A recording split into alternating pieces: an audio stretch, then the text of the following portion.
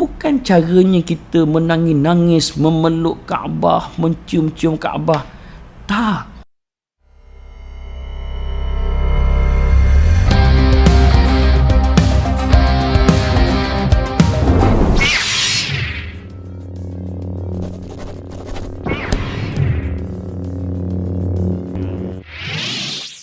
Assalamualaikum, hai guys. Viral baru-baru ni gambar-gambar mereka yang ke Tanah Haram, mereka yang ke Mekah, mereka peluk Kaabah, cium-cium Kaabah, nangis-nangis lagi, lepas tu selfie. Dulu pernah viral ada usahawan-usahawan yang ke Mekah gunakan Kaabah sebagai modal untuk marketing produk. Dah pun ditegur, semoga ada perubahan. Kali ni main pula isu ni. Dia gini, ibadah bukan macam tu. Para salafus soleh, para sahabah ajma'in, para salafus soleh antaranya Imam Syafi'i, Imam Ahmad ibn Hanbal, Imam Abu Hanifah, Imam Malik, dan ramai lagi ulama-ulama terdahulu. Para sahabah Sayyidina Abu Bakar, Umar, Osman, Ali, Sa'ad bin Abi Waqqas, Amr bin As, ramai lagi lah. Mereka cukup berhati-hati di dalam amalan mereka agar tak dikecoh-kecohkan, tak diheboh-hebohkan. Sebab mereka nak jaga keikhlasan di dalam beribadah. Kerana mereka bimbang, kalau mereka kecoh-kecohkan ibadah mereka, amalan mereka, nanti akan terganggu keikhlasan. Akibatnya ia tidak diterima oleh Allah Azza wa Jalla. Sebab dia buat kerana manusia, bukan kerana Allah. Sebab dia buat kerana nak dapatkan nama, bukan kerana Allah Azza wa Jalla. Main kat kita tu dia buat story lagi, buat konten lagi bila berada di Mekah. Sikit-sikit bolehlah, tapi janganlah melampau sampai melanggar batas agama. Itu pertama.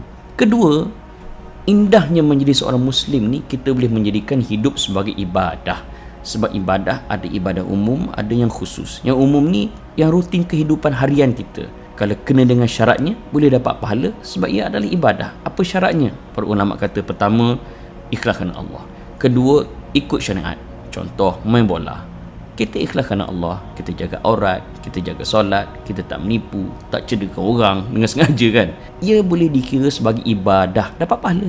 Kita jadi content creator ke, jadi rider ke, jadi bos ke, jadi employee ke, employer ke, apa-apa je kita buat, kalau kita niat kerana Allah, kita ikut syariat, which is benda yang baik pada kehendak Allah, boleh dapat pahala dan diterima sebagai ibadah. Dan prinsip di dalam ibadah umum ini, al-aslu fil asya' al-ibahah.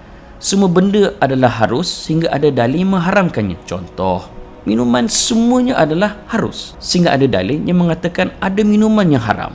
Contohnya, innamal khamru wal maisir wal ansab wal azlam rijsun min amali syaitan. Ini dalil pengharaman arak, maka arak tak boleh minum. Ada hadis lain pula, Nabi menyebut kullu syarabin askar fahuwa haram. Setiap minuman yang memabukkan, ia adalah haram. Maka semua minuman adalah halal, tapi kalau ada minuman yang memabukkan, misalnya seperti arak, maka arak dan yang memabukkan itu adalah haram. Itu ibadah umum. Manakala satu lagi adalah ibadah khusus. Contoh, solat, puasa, zakat, haji. Yang ni kita kena mengikut strictly peraturan yang ditetapkan oleh Allah dan juga Nabi Muhammad SAW. Tak boleh hari ni aku rasa imam tambah, aku nak buat subuh 4 rakaat. Tak boleh.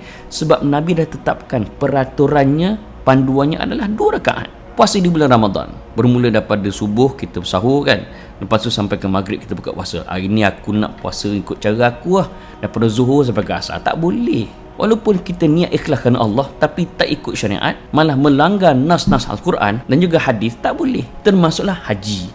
Aku tahun ni tak naklah pergi haji kat Mekah, aku nak haji kat India contoh, aku nak haji dekat KL contoh. Tak boleh. Sebab haji ni kita kena ikut apa yang diperintahkan oleh Allah, dia ikut panduan yang diajarkan oleh Nabi Muhammad SAW. Termasuklah dalam isu Kaabah. Kita bukan menyembah Kaabah. Kaabah itu hanyalah simbol penyatuan dan juga tanda kiblat. Buatnya satu hari nanti tengah semayang, tiba-tiba, na'uzubillah contoh kan, kiblat tergulik pergi tempat lain. Adakah kita akan solat menukar arah kita ke arah Kaabah yang tergulik itu? Tak. Kita tetap menghadap arah kiblat. Sebab apa? Kita bukan menyembah Kaabah tu. Sama juga bila kita solat atas kapal terbang kan, kita solat menghadap arah kiblat, bukan menghadap Kaabah. Kalau menghadap Kaabah, maunya terbaring kita. Begitu juga bila kita berada di Tanah Haram, bukan caranya kita menangis-nangis, memeluk Kaabah, mencium-cium Kaabah. Tak. Cara yang betul ialah kita solat menghadap kiblat, nak nangis menangislah sepuasnya di situ. Begitu juga Hajarul Aswad. Kita mencium batu Hajarul Aswad bukan kerana Hajarul Aswad, tetapi kerana Nabi pernah mencium Hajarul Aswad, dan itulah panduan yang Nabi ajar bila kita menunaikan haji. Di dalam Sahih Bukhari, kata Sayyidina Umar, inni a'lamu annaka hajar ma tanfa'u wa la tadurru walaula inni ra'aitu Rasulullah sallallahu alaihi wasallam yuqabbiluka ma qabbaltuk. Maksudnya, kata Sayyidina Umar, aku tahu bahawa batu Hajarul Aswad adalah batu Hajarul Aswad. Kalau bukan kerana aku melihat Nabi Muhammad sallallahu alaihi wasallam mencium kamu, nescaya aku tidak akan mencium kamu, iaitu batu Hajarul Aswad.